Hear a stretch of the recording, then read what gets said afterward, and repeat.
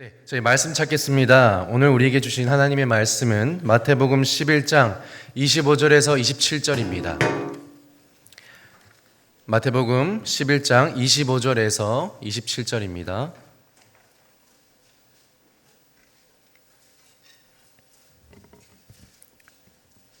다 함께 합심해서 같이 읽도록 하겠습니다.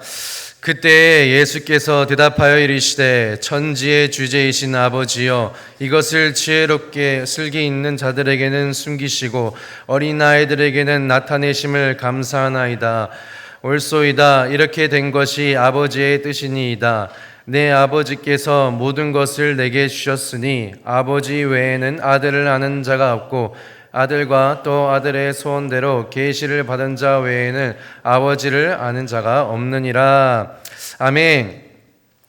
미국의 유명한 정치인 다니엘 웹스터라는 사람이 있었습니다. 이 사람은 정치인이면서 동시에 크리스천이었어요. 주일마다 교회를 가게 되는데요. 도시에 있는 교회가 아니라 시골에 있는 작은 교회를 찾아서 출석을 했다고 합니다. 그래서 사람들이 이 웹스터에게 그 이유에 대해서 질문하기 시작하는 것이죠. 왜 도시가 아니라 작은 교회에 가고 있습니까? 라고. 그러자 웹스터는 이렇게 대답했습니다. 만약 내가 시내에 있는 교회에 간다면 그 교회 목회자는 나를 알아보고 정치인 웹스터에게 설교를 합니다.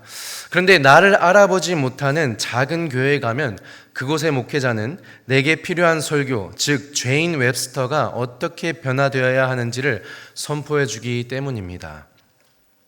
이 이야기는요, 이 다니엘 웹스터라는 사람이 가진 신앙의 순수함에 대해서 잘 보여주고 있습니다. 웹스터는요, 자신의 어떠한 사회적 지위를 드러내고 있는 것이 아니라 그것을 자신의 자랑으로 여기고 있지도 않고 그저 꾸밈없이 하나님 앞에 나아가서 예배했던 것이죠. 이처럼 우리 또한 하나님 앞에 나아가 예배할 때 이런 신앙의 순수함이 필요하다는 것입니다. 오늘 말씀을 통하여서 이 순수함이 무엇인지, 또 우리가 어떤 마음으로 믿음을 지켜나가야 할지 함께 살펴보기를 소망합니다. 오늘 본문 마태복음 11장 25절은요, 하나님을 향한 예수 그리스도의 감사의 표현으로 시작됩니다. 마태복음 11장 25절을 제가 한번 읽도록 하겠습니다. 그때 예수께서 대답하여 이르시되 천지의 주제이신 아버지여 이것을 지혜롭고 슬기 있는 자들에게는 숨기시고 어린아이들에게는 나타내심을 감사하나이다. 아멘.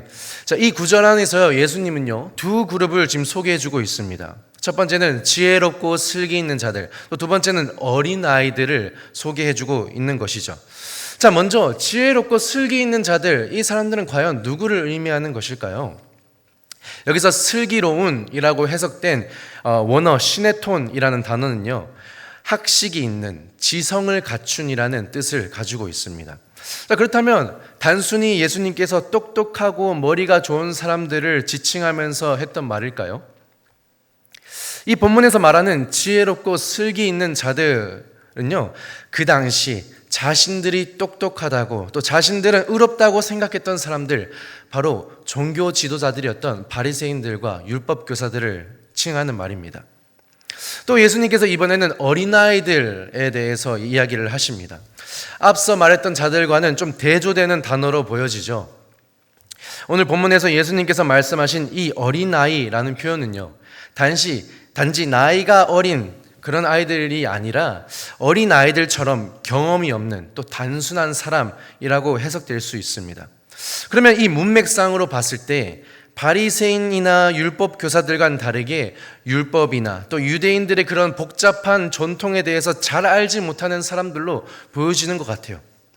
그럼 정리하자면 이 25절의 말씀은요, 하나님께서 바리새인들에게는 숨기시고 어린아이와 같은 사람들에게는 나타내신다라는 것이죠. 율법과 전통을 잘 아는 사람들에게는 예수님을 믿고 하나님의 나라에 들어가는 그 구원의 복음을 감추시고, 오히려 율법과 전통들에 대해서 잘 모르는 사람들에게는 나타내셨다는 것입니다.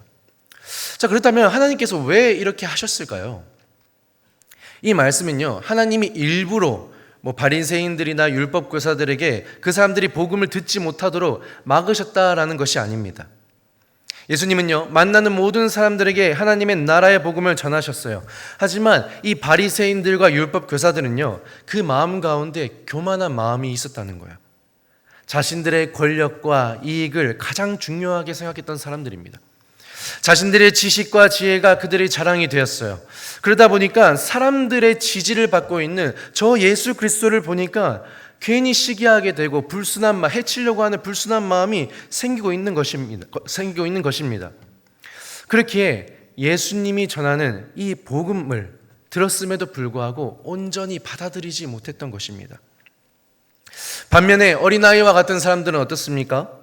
비록 세상 사람들의 기준으로 보기에는 내세울 것 하나 없는 그런 사람으로 보이지만, 마치 지식이 부족한 것처럼 보이지만 그 마음속에는 교만함이나 어떤 불순한 의도 없이 그 예수님의 말씀과 사역을 열린 마음으로 바라보는 사람들이었던 것입니다.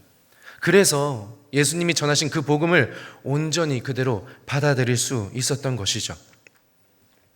추가로 마가복음 10장 13절에서 15절에도 어린아이들이 등장하게 됩니다. 이 말씀을 제가 한번 읽도록 하겠습니다. 마가복음 10장 13절에서 15절입니다. 사람들이 예수께서 만져주심을 바라고 어린아이들을 데리고 오매 제자들이 꾸짖거늘 예수께서 보시고 노하시며 이르시되 어린아이들이 내게 오는 것을 용납하고 금하지 말라. 하나님의 나라가 이런 자의 것이니라.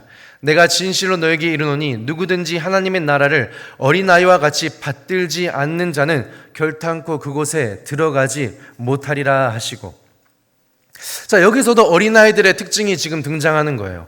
요약하자면 이제 어떤 사람들이 예수님에게 어린아이들을 데리고 오기 시작합니다. 그리고 예수님은요, 예수님께서 그 아이들을 만져주시고 축복해 주시기를 바라는 거예요. 즉, 이 어린아이라는 존재는요, 예수님께 스스로 나올 수 없는 존재들이에요.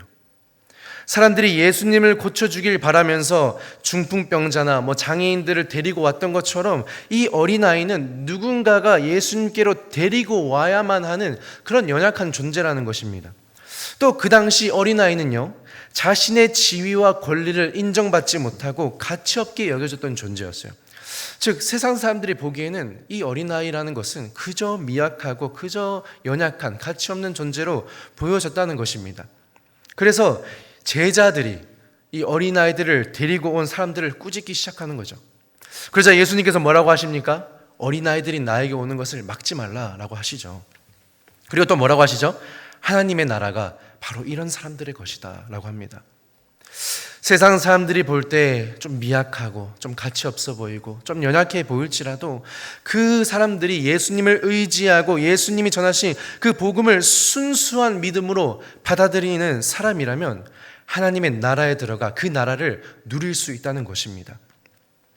예수님은요, 자신의 백성들이 이렇게 부족하고 연약하지만 어린아이와 같은 그런 순수한 사람들이 되기를 원하셨다는 것입니다. 이렇게까지 얘기하면 어떤 분들은 이렇게 말씀하십니다. 저는 이미 세월을 많이 보냈기 때문에 저에겐 순수함이란 존재하지 않습니다. 저는 사회생활을 오래 하다 보니까 순수함을 잃어버렸어요. 저런 어린아이들처럼 깨끗하지 않아요 라고 말씀하시거나 생각하시는 분들이 있으십니다. 근데 여러분, 오늘 특별히 여기 이 자리에 중등부 친구들이 왔는데 이 청소년 아이들이 여러분들의 눈에 순수해 보이십니까? 정말 이 아이들에게 너무 미안하지만 제가 보기에는 이 아이들이 순수함이라는 단어랑은 조금 거리가 있는 것 같아요. 제가 보기에는 막 수련회나 예배 나오기 싫어서 여러 가지 핑계나 장깨를 부리면서 막 얘기를 하는데 부모님한테도 거짓말하고 저한테도 거짓말을 하게 되죠. 근데 본인들은 몰라요. 이게 저희가 지금 속아주고 있는 거를 본인들은 모른다는 것이죠. 자, 그렇다면 2세와 3세 같은 그런 정말 어린 아이들, 그런 아이들은 과연 어떨까요? 정말 그런 아이들이 순수하다고 생각하십니까? 미국에서 24개월 된 아이들을 대상으로 아이들이 그 시기에 가장 많이 사용하는 단어가 무엇인가라고 조사했던 자료가 있습니다. 24개월 된 아이들이 가장 많이 사용하는 단어 탑3가 뭔지 아십니까? 엄마라고 했는데 Daddy, Mommy, No입니다. 엄마, 아빠, 싫어. 이 세 가지 단어를 제일 많이 사용한다고 합니다. 이 싫어라는 단어를 이 부모님들께서 가르쳐 주지 않았음에도 어린아이들은 태어났을 때부터 싫어, 싫어, 싫어를 반복하게 된다는 거예요. 싫어지는 게 많아지고 또 보이는 것들이 다 자기 거라고 하는 모습들을 여러분들 너무 잘 아시지 않습니까? 즉, 나이가 어리다고 사회를 경험하지 않았다고 해서 순수한 신앙을 가질 수 있는 것이 아니라는 것입니다. 자, 그렇다면 우리가 가져야 할 이 순수한 신앙이라는 것은 구체적으로 어떤 것일까요? 먼저 순수함이란 투명하고 꾸밈이 없다라는 뜻을 가지고 있습니다. 순수한 사람은요, 겉과 속이 다르지 않기 때문에 자신을 감추거나 거짓된 모습으로 꾸며내지 않습니다. 모든 상황에서 그저 있는 그대로 그냥 솔직함과 겸손한 태도를 사람들에게 보여주는 것이죠. 또한 순수한 사람은요, 복잡한 계산이나 어떤 나쁜 의도를 가지고 사람들에게 접근하지 않습니다. 어떤 탐욕을 부리거나 다른 사람들을 쉽게 판단하거나 상처 주려고 하는 그런 악의의 마음도 품지 않아요. 마음에 숨김도 없고 있는 그대로를, 그 자신을 그대로 드러낼 뿐만 아니라 상대방도 있는 그대로를 받아주게 됩니다. 이러한 순수한 모습들이요, 우리 신앙 속에서도 드러나야 한다는 것입니다.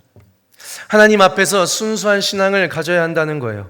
하나님께 내 마음을 온전히 꾸밈 없이 그냥 모두 솔직하게 다 드러내야 한다는 것입니다. 나의 경험과 나의 능력과 나의 소유를 자랑하고 그것을 의지하는 것이 아니라 내 부족함을 하나님 앞에 인정하고 겸손하게 하나님만을 의지해야 한다는 것이죠. 마치 어린아이가 아버지의 손을 꼭 붙잡고 다니지 않으면 어느 곳이라도 갈 수 없는 것처럼 우리 아버지 대신 하나님의 손을 꼭 붙잡고 살아갈 때 진정한 하나님의 나라를 경험하게 될 것이라는 것입니다. 이런 순수한 신앙이요, 여러분들의 삶 속에 자리 잡게 된다면 하나님 안에서 기쁨과 평안을 누릴 뿐만 아니라 여러분들의 공동체 안에, 여러분들의 교회와 가정과 또 부서 안에, 또 학생들은 여러분들의 학교 안에서 충분하게 그 하나님의 기쁨과 평안을 누리게 될 것입니다. 말씀을 정리하겠습니다. 사랑하는 여러분, 하나님의 나라를 경험하는 사람은 지식이나 능력이 아니라 어린아이처럼 순수한 마음으로 하나님께 나아가는 사람들입니다. 순수한 신앙은요, 하나님 앞에서 꾸밈 없이 자신을 드러내고 오직 주님만을 의지하는 그런 믿음이에요. 그러므로 우리 삶 속에서 이 순수한 신앙을 회복하는 그런 여러분이 되기를 간절히 소망합니다. 또한 예배할 때도, 또 우리가 교회 안에서 봉사할 때도, 또 교사들은 부서 안에서 섬길 때에도 이런 순수한 마음으로 아이들을 바라보고 또 순수한 믿음으로 하나님을 바라보는 그런 여러분이 되기를 간절히 소망합니다.